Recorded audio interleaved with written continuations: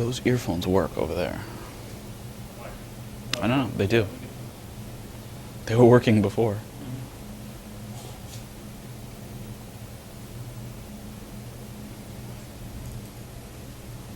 Radio is still exciting. In recent years, the growing number of commercials, along with the lack of creative freedom of on-air personalities, has caused many people to switch over to satellite radio. Advancements in technology has made it possible for people to install their own units. Today we'll show you how, next on How Do I?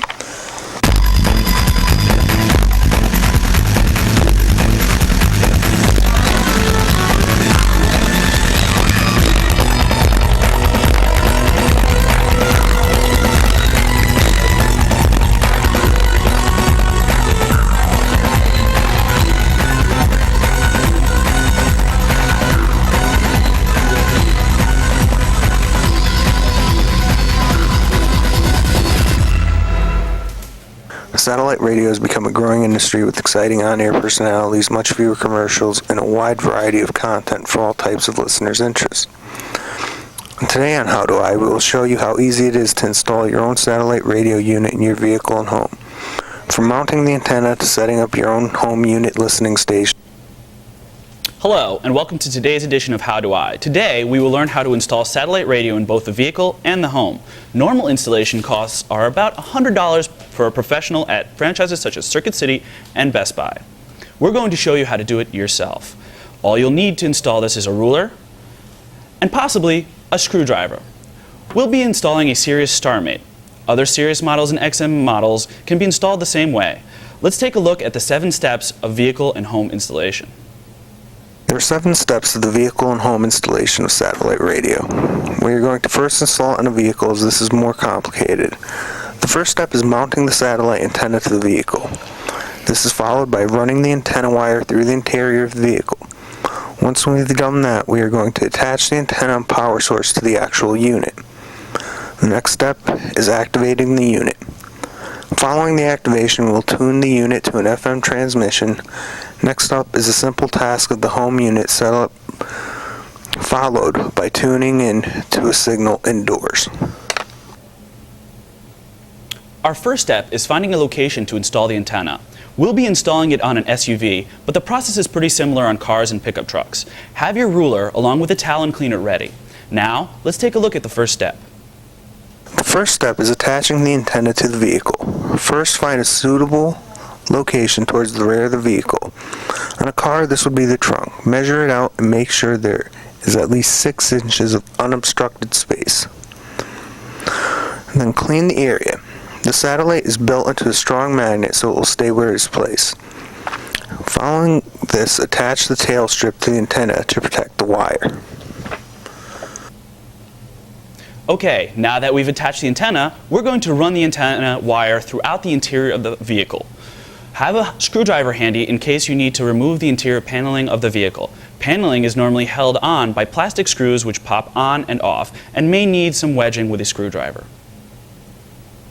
The next step is running the antenna wire through the vehicle. You can attempt to go through the sealant, but I don't recommend it as it may damage the wire or cause a leak in your vehicle. Instead, pull the wire through an opening such as a trunk space or hatch door. Once you're in, go under the lining if possible, then run the wire through the paneling of the vehicle. Paneling is fairly easy to pop on and off. Watch out for any sharp edges as they can damage the wire. When you're done running the wire to the front of the car, you'll probably have excess. This is normal. Due to the different sizes of the vehicles, there will most likely be extra wire. Since only you know where a safe place in your vehicle is, you should decide where the excess should be stored. A few suggestions are behind the dashboard or taped up above a sun visor. This excess wire can be run through more paneling or the center console depending on where you want to place the unit. Our next step is attaching the antenna and power source to the unit. Now it's time to attach the antenna wire and power source to the unit. The wire has an easy plug-in option on the end which inserts directly into the opening of the unit marked ANT for antenna. Next to the power source, this can be plugged into a cigarette lighter or any other power source in the vehicle. Once it's plugged in, you insert it into the opening on the unit marked 12 VDC. The unit should now be able to be turned on. Now that we know that the unit has power, let's remove the wires before we activate it. The unit should be mounted to its base before you plug the wires back in. All units are different but have similar setup. Most times, units simply snap into the base, and the base has a suction cup device which allows you to attach it to most flat surfaces. Now that it's in place, let's take a look at the activation. The unit is up and running. The next step is to activate it. This can be done either via phone or through the website. You will need to choose your monthly plan and set it up through a credit card or bank account. Our unit is a Sirius unit, so we activate it through the Sirius website. XM Satellite Radio has a very similar activation setup. Payment plans range from monthly to lifetime. Make sure to look at each plan to find the one that best suits you. Now that the unit has been activated, it's time to find a signal to tune into. Step 5 is tuning the unit's FM transmitter to a frequency where it will pick up a signal. First, you need to find a station on the FM frequency that is suitable to the transmissions. Try to find one of the quieter stations because that signal will not overpower the FM transmitter.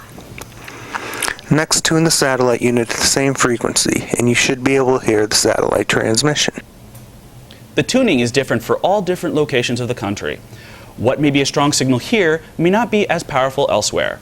Now that we have installed it in the vehicle, we're going to show you the simple process of setting up a home system.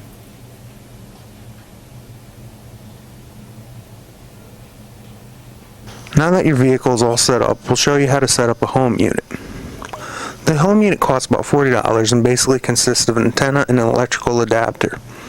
The antenna plugs into the same A&T input as the one for the vehicle, just as the power source also plugs into the same 12 VDC connection.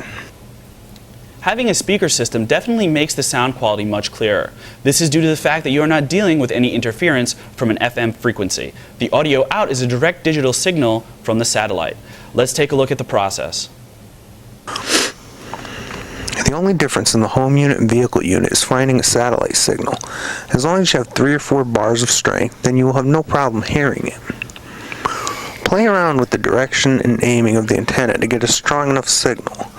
The advantage of the home system is the audio output in the unit, which allows you to run speakers directly from the unit. FM tuning is still possible if speakers are not available. If you're having trouble catching a satellite signal, try a different location in the house. If you still can't, don't worry. Most of these antennas are waterproof and can be placed outside. The signal will be much stronger if it has less obstacles such as trees and other structures near it. Now that we've learned the 7 steps, let's review the process. In step 1, we attached the antenna to the vehicle. Following that, we ran the antenna throughout the vehicle. The third step was attaching the antenna and power sources to the unit. Once we knew it worked, we activated it through the website. Next up, we tuned the unit to an FM frequency. After that is the simple task of making the unit available for use in the home. We did this by setting up the antenna. And finally, we showed you how to tune it or set up speakers for the home system. We hope today's program has simplified the task of installing satellite radio for you. We hope it saved you money and showed you what a growing and fun medium satellite radio is becoming. Thank you for joining us on today's edition of How Do I, and I hope you come back to learn more useful skills. Until next time, take care of yourselves.